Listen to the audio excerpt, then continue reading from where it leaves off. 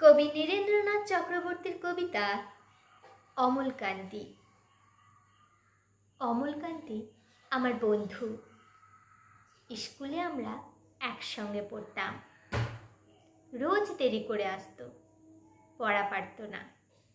শব্দরূপ জিজ্ঞেস করলে এমন অবাক হয়ে জানলার দিকে তাকিয়ে থাকতো যে দেখে ভারী কষ্ট হতো আমাদের। আমরা কেউ মাস্টার হতে চেয়েছিলাম, কেউ ডাক্তার, কেউ উকিল। অমলকান্তি সেসব কিছু হতে চায়নি। সে হতে চেয়েছিল রোদ্দুর।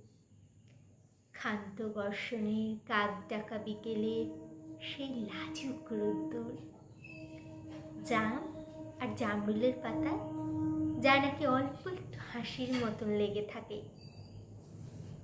আমরা কেউ মাস্টার হয়েছি, কেউ ডাক্তার, কেউ উকিল। অমলকান্তি রোদ্দুর হতে পারেনি।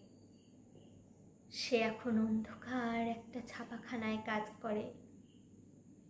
মাঝে মাঝে আমার সঙ্গে দেখা করতে আসে, চা খায়, এটা ওটা গল্প করে, তারপর বলে উঠি তাহলে।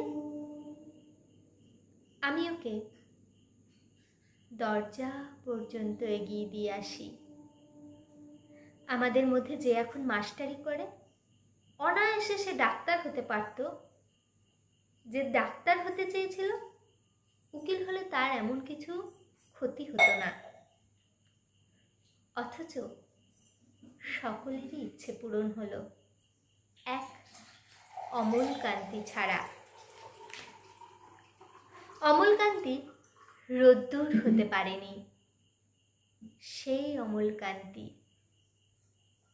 রোদ্দুরের কথা ভাবতে ভাবতে ভাবতে ভাবতে যে একদিন রোদ্দুর হতে চেয়েছিল। নমস্কার।